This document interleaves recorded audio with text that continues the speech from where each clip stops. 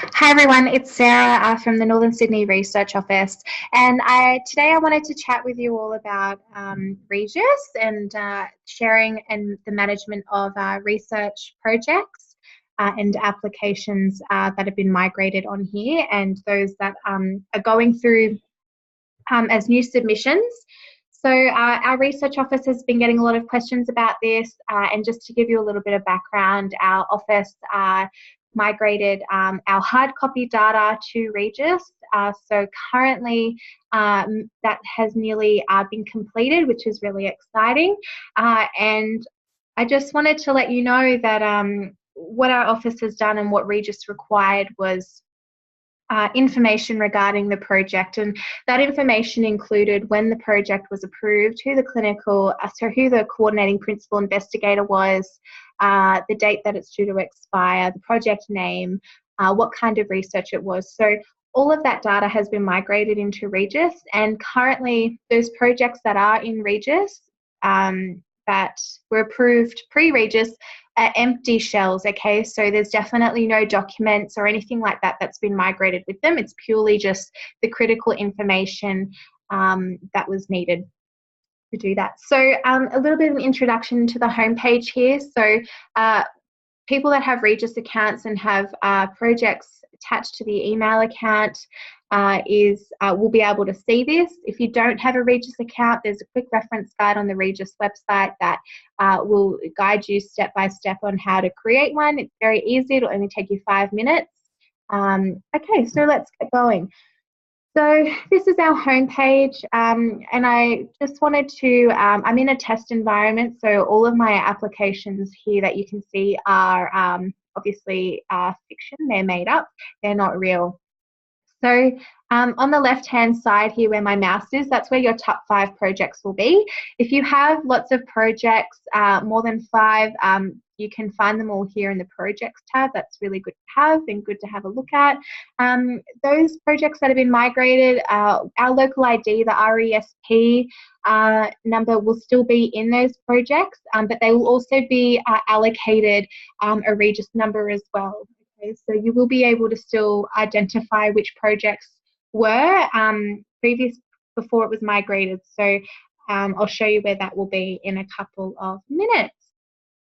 So, and down here on the right-hand side, this is purely your progress reports. So REGIS recognises milestone reports and progress reports as your annual and final reports. It's really cool. It gives you the days that it's due, and it will also send out automatic emails to the PI who as to the countdown for those days and how many days out and when they need to essentially submit the report. So I'll go through in another webinar with that later on down the track. So let's get started. So I'm going to enter the project. So the project that incorporates the ethics and the governance application is inside this here, so the PID.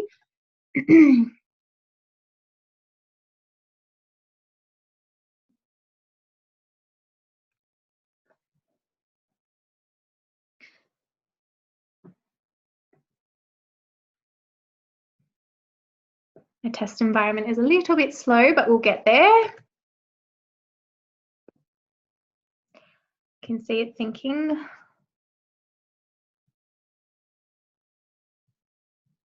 Okay. So this is what all PIs will be able to see. They will be able to see their ethics number here and their site applications here. So governance, or other words, governance. In this environment, I've only had the ethics approved, so we can see the status here.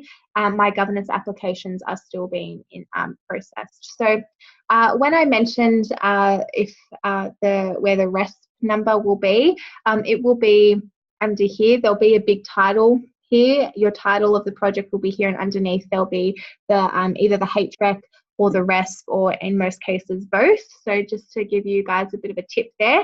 So obviously a lot of the PIs, the way REGIS has been developed, and it is in line with New South Wales Health Policy, is that the PI is the only person in the research team that can submit new applications and submit and amendments. So he or she can delegate through editing rights of how to actually develop the amendment and write it all up and get it ready for submission, which I'll show you today.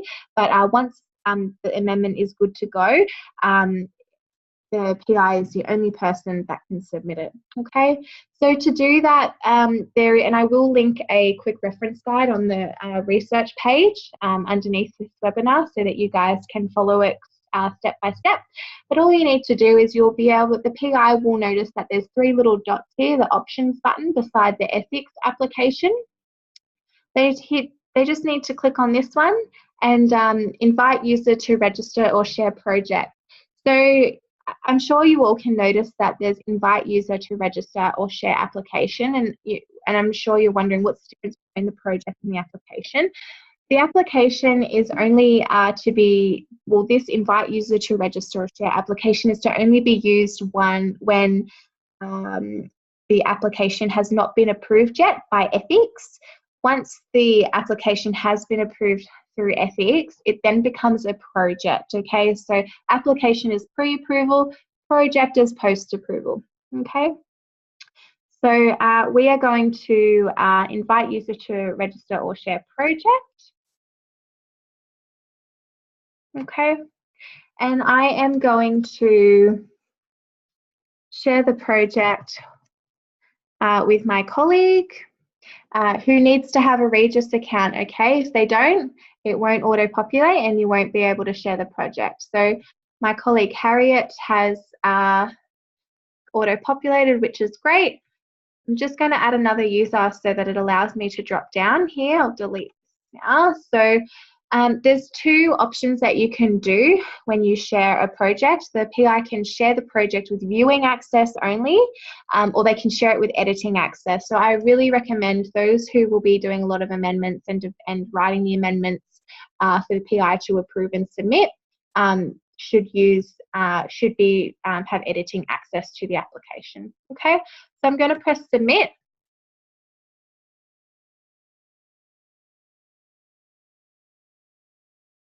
Okay, and we get a nice little message here saying that they've updated the user's access, which is great. If you wanted to double check and see who's got access to the application or the project, I should say, sorry, we can just click on the ETH hyperlink here, and it will take us into the, homepage of the ethics project. And I can see here that I'm the owner or the PI of the project, and my colleagues Natanya and Harriet have editing access. So they will be able to edit the